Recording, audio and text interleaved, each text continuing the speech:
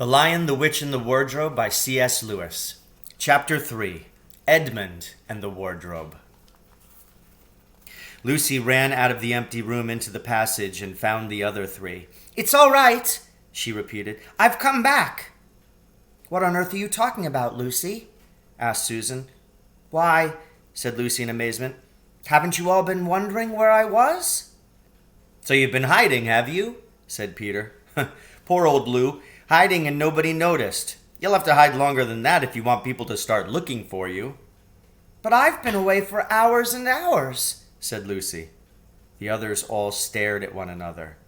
"Batty," said Edmund, tapping his head. "Quite batty." "What do you mean, Lou?" asked Peter.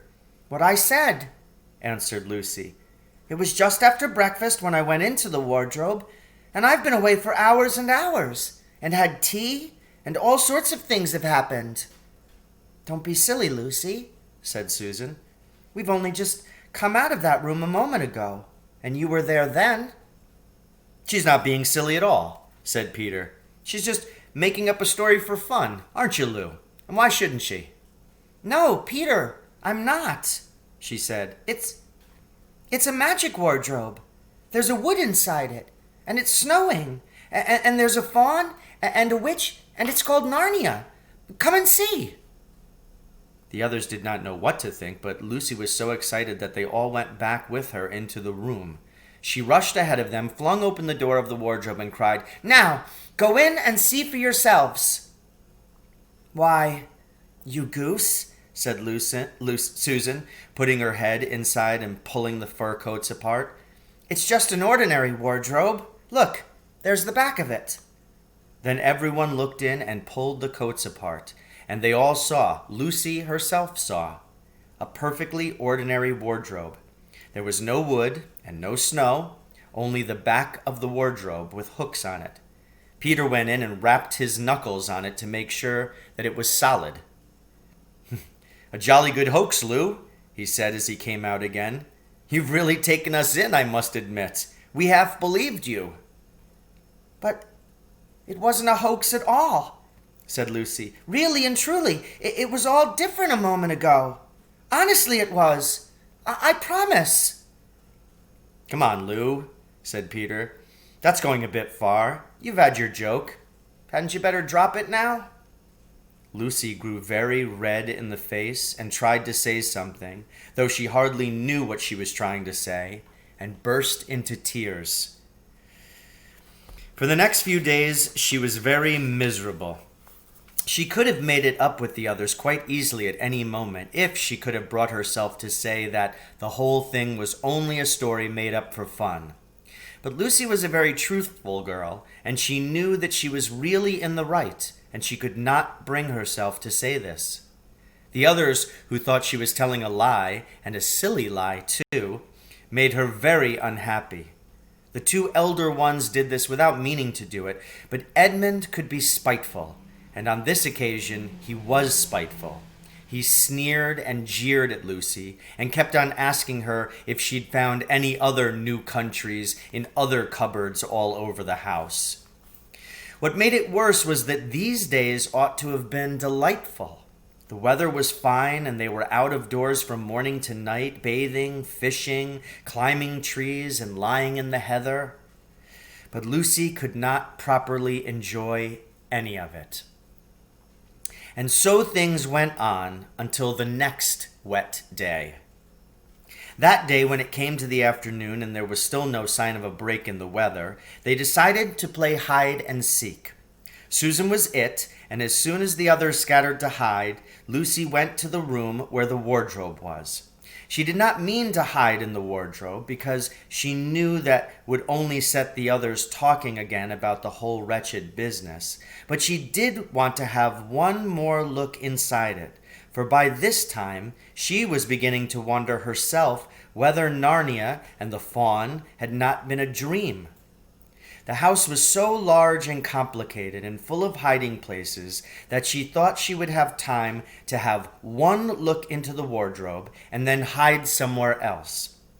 But as soon as she reached it, she heard steps in the passage outside, and then there was nothing for it but to jump into the wardrobe, and hold the door closed behind her.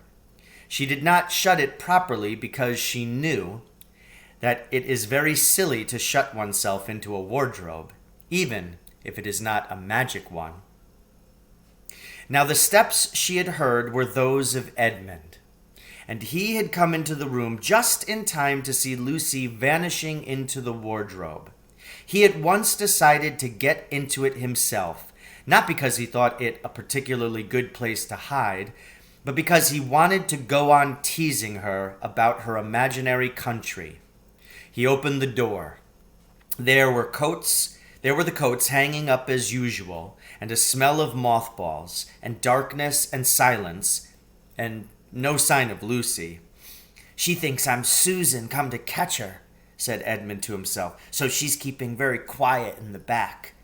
He jumped in and shut the door, forgetting what a very foolish thing this is to do. Then he began to feel about for Lucy in the dark. He had expected to find her in a few seconds, and was very surprised when he did not. He decided to open the door again and let in some light, but he could not find the door either. He didn't like this at all, and began groping wildly in every direction. He even shouted out, "Lucy! Lou! Where are you? I know you're here!" There was no answer, and Edmund noticed that his own voice had a curious sound. Not the sound you would expect in a cupboard, but a kind of open-air sound.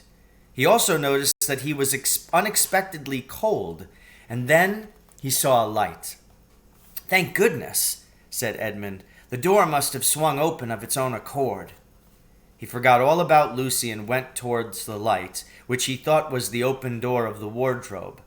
But instead of finding himself stepping out into the spare room, he found himself stepping out from the shadow of some thick, dark fir trees into an open place in the middle of a wood. There was crisp, dry snow under his feet and more snow lying on the branches of the trees. Overhead there was a pale blue sky, the sort of sky one sees on a fine winter day in the morning. Straight ahead of him, he saw between the tree trunks the sun, just rising, very red and clear. Everything was perfectly still, as if he were the only living creature in that country. There was not even a robin or a squirrel among the trees, and the wood stretched as far as he could see in every direction. He shivered. He now remembered that he had been looking for Lucy, and also how unpleasant he had been to her about her imaginary country, which now turned out not to have been imaginary at all. He thought that she must be somewhere quite close, so he shouted, "Lucy! Lucy! I'm here too! Edmund!" There was no answer. "She's angry about all the things I've been saying lately," thought Edmund, and though he did not like to admit that he had been wrong, he also did not much like being alone in this strange, cold, quiet place. So he shouted again, "I say, Lou, I'm sorry I didn't believe you. I see now that you were right all along. Do come out. Make it Pax." Still there was no answer. "Just like a girl," said Edmund to himself, "sulking somewhere and won't accept an apology." He looked round him again and decided he did not much like this place, and he had almost made up his mind to go home when he heard, very far off in the wood, a sound of bells. He listened, and the sound came nearer and nearer, and at last there swept into sight a sledge drawn by 2 reindeer. The reindeer were about the size of Shetland ponies, and their hair was so white that even the snow hardly looked white compared with them. Their branching horns were gilded and shone like something on fire when the sunrise caught them. Their harness was of scarlet leather and covered with bells. On the sledge, driving the reindeer, sat a fat dwarf who would have been about 3 feet high if he had been standing. He was dressed in polar bear's fur, and on his head he wore a red hood with a long gold tassel hanging down from its point. His huge beard covered his knees and served him instead of a rug. But behind him, on a much higher seat, in the middle of the sledge, sat a very different person. A great lady, taller than any woman that Edmund had ever seen. She also was covered in white fur up to her throat, and held a long, straight, golden wand in her right hand, and wore a golden crown on her head. Her face was white, not merely pale, but white like snow or paper or icing sugar, except for her very red mouth. It was a beautiful face in other respects, but proud and cold and stern. The sledge was a fine sight as it came sweeping toward Edmund, with the bells jingling and the dwarf cracking his whip and the snow flying up on each side of it. "Stop!" said the lady, and the dwarf pulled the reindeer up so sharp that they almost sat down. Then they recovered themselves and stood champing their bits and blowing. In the frosty air, the breath coming out of their nostrils looked like smoke. "And what, pray, are you?" said the lady, looking hard at Edmund. My name's Edmund," said Edmund, rather awkwardly.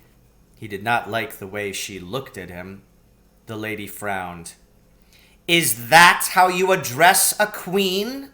she asked, looking sterner than ever. I beg your pardon, your majesty. I didn't know," said Edmund. "Not know the Queen of Narnia?" cried she. "Ha! You shall know us better hereafter." "But I repeat, what are you?" "Please, your majesty," said Edmund, I don't know what you mean. I'm at school. At least I was. It's the holidays now." So ends Chapter 3, The Lion, the Witch, and the Wardrobe.